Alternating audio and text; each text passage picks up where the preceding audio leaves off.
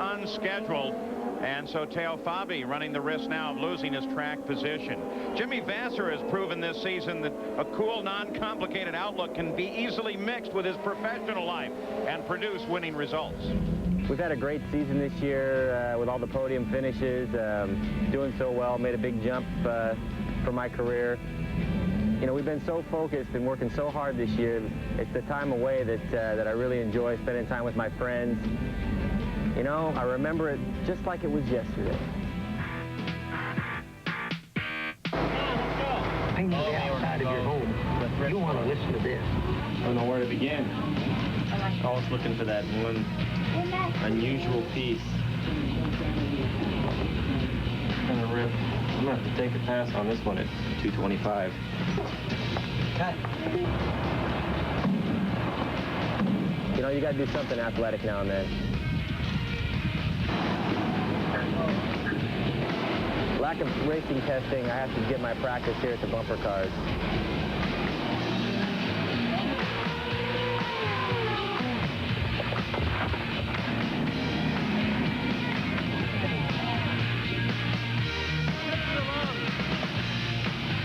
One of my favorite places to go is the Baja Cantina. My friend owns it. He hangs my pictures and gives me free food. As you can see, we're all aspiring musicians at heart.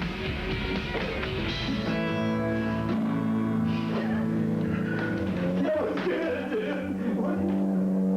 Jimmy, wake up, wake up. Jimmy Vasser lined up 8th position. The PPG pace car, Johnny Rutherford at the wheel, leads the field around. See Jack Villeneuve in there 4th back in the order. He is actually right now in... I've lost him on the board. Jack Villeneuve sits in 11th position on the course itself. So he has some work to do to get up to position, but a harder battle waits for Al Unser Jr. 66 laps are complete here at Laguna Seca Raceway. America's always been a country of inventors, a nation of relentless tinkerers, a land of improvisation. Businesses start in garages, hobbies turn into industries. And if you're Bank of America, you hold up your end of the job by making sure every business service is in place. For when the next brainstorm hits in the middle of the night, banking on America. Bank of America.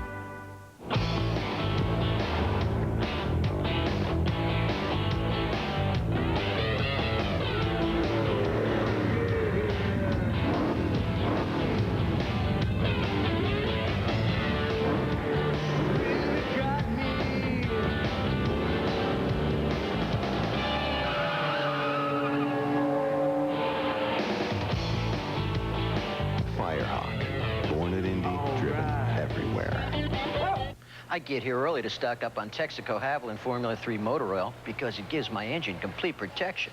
Me too. Michael Andretti. Texaco Haviland Formula 3 is formulated to control volatility and fight vaporization. And it's the same oil used by championship racing teams. Empty. Tough track, huh? Take it to the star. Get a Major League Baseball team cap when you buy a case of Haviland Formula 3.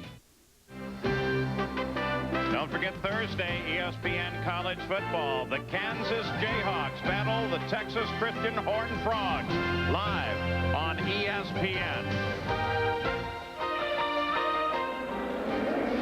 All right, we're under a full course caution while they get Andre Ribeiro's car off of the race course. The position was precarious. If someone else came off and tagged it, could create a bad situation, some injuries, so they want to get it off the race course. The actual order: DeFerrin, Tracy, Guzman, Pruitt, Michael Andretti, the top 5. Al Unser Jr. is 6th.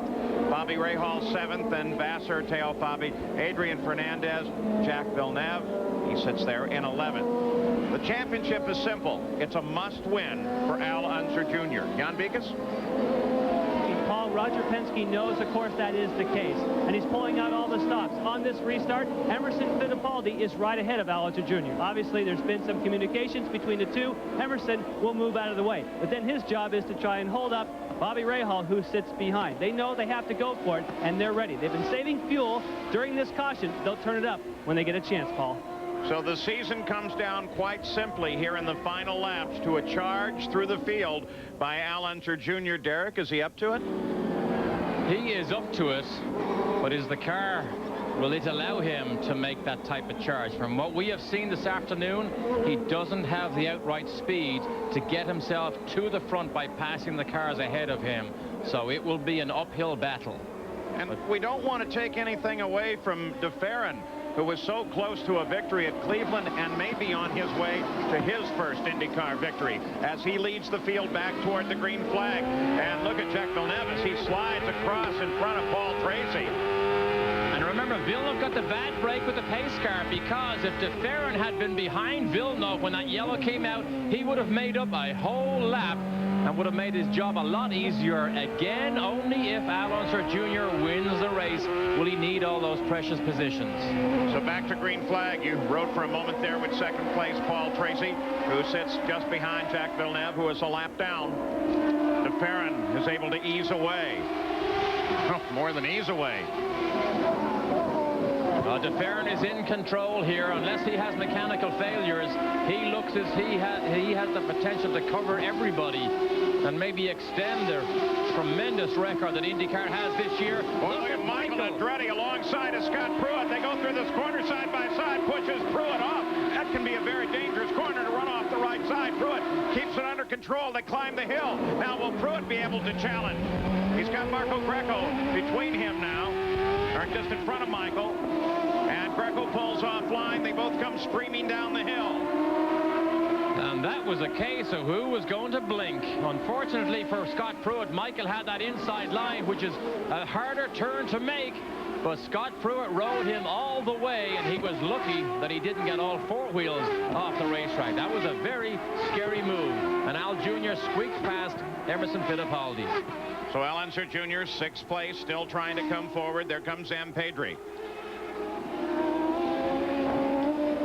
The problem Al Jr. has now is, how hard is too hard? You have to make up your own mind inside your helmet. How risky can I begin to make these moves? But quite frankly, with so few laps, only 14 laps left, I think somebody like Al Unser Jr. now has to throw caution to the wind, and he has to get aggressive and take gambles, because if he doesn't, he's not going to win this. What was that? Another car off on the left side of the race course. Was that Christian? Yes, Christian Fittipaldi. Remember, he moves to Newman Haas next year. Boy, talk about losing track position now. On board now, Fangio, as Michael Andretti comes down the hill in fourth place. Michael and Peter Gibbons have been in deep in thought all weekend here, trying to work out a compromise handling package for Michael. But you can see Michael's car move around so much, and he slides down the inside, and Fangio gives him just enough room.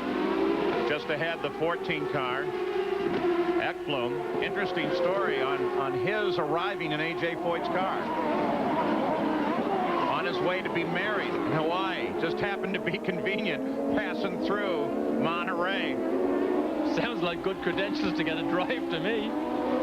A lot of people getting married. Yeah, the season's over. We're going to have Herta get married.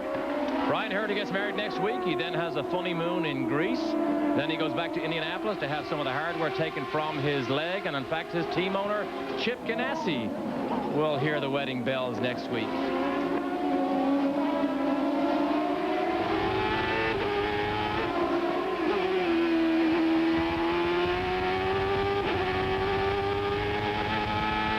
What's Michael doing? Who's he waving? What was that gesture? Just a tearaway going on? Yeah, I think it was, yeah. And the reason nobody it to looks like wave a wave there. Yeah, the reason it looks like a wave is he's doing 150 miles an hour. As soon as he sticks his hand out of the cockpit, the wind just drags his hand back. So much dust and sand flies here when cars go offline. When you follow cars for long periods, you get oil smears on your visor. Then the dust and dirt sticks to it. Then you take the rip-off off, and you got a nice clear windscreen again. Unser Jr. is in 6th place. He needs first. The focus of the fight now.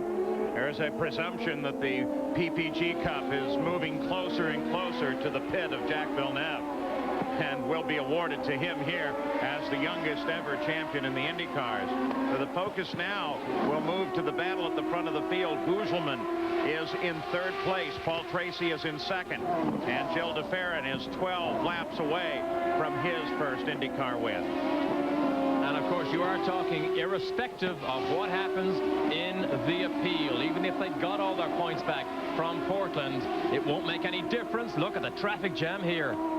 Yeah, it's much simpler now. Al Unser needs to win. And Vassar and Rahal, that is a position battle there. 7th is Rahal. Jimmy Vassar is 8th. So this is a good fight here. There comes little Al down the hill. There's Vassar and Rahal. Johansson is struggling. He's in the mix there. He's a lap down in 14th. Oh, look at Rahal. We saw him wave his fist earlier. He jerks to the inside, doesn't get by Ekblom. Vassar continues in pursuit. Tries the inside. Gordon's right there as well. Rahal all the way, though. Oh, look at the braking. Whoa! As Gordon tucks around. Vassar locks up the left front. Vassar trying to get by Rahal. Good race here. Good battle here for these positions. Points all the way down to 12th. Gordon, while he's physically present, is not actually into the fight. He's had one very tough day, having to replace a nose after contact. Fell out on the first lap, slid off the course, got back on. He's way, way down in the order. Now there's the sand. You saw Rahal go wide. You saw the sand get squirreled in behind the tires of Rahal's car, and Vassar has to run over that. That is one of the difficulties here. In fact, part of those $1 million plus development that Laguna Seca will go through next year is in fact to put curbing, exiting curbing on the outside of most of these corners. Bobby Rahal, every race he has finished. He's been in the top 10 except one. He was 13th at Milwaukee. Don't know yet whether he will have a 1 or a 2-car team next year. He wants to keep a 2-car team. They hope to stay together with Raoul Boesel, although the partnership of Carl Hogan and Bobby Rahal will be over and done with after in about, what, 10 more laps. That's some indication that Carl Hogan then joins in some way or another forces with Roger Penske. There's that dust again. You see that gets swirled up by Rahal. Watch, he goes close to the curb again. As soon as you get outside that white line, that's when you begin to suck the sand onto the racing line. Bobby Rahal continues in 7th place. 74 laps are complete. Al Unser Jr. is 6th. Needs a win. Gilles de Ferran may be scoring his first.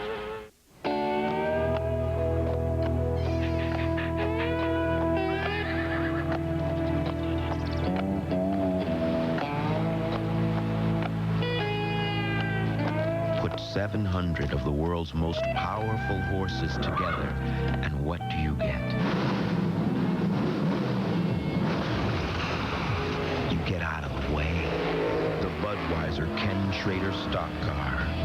See you at the races.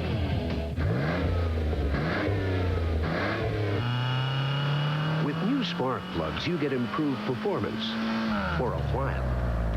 But only Bosch Platinum has a pure platinum center electrode that's heat fused for an airtight seal. So Bosch Platinum reaches its self-cleaning temperature faster for full engine power over a longer performance life. Which means you'll replace a lot of other things before you change your Bosch Platinums. Bosch Platinum, the ultimate spark plug. From its idealized engineering to its sculpted aerodynamics, Celica has been designed to be as beautiful to drive as it is to look at. The 1995 Toyota Celica, including the all-new convertible. What else would you expect from a company that approaches manufacturing as an art?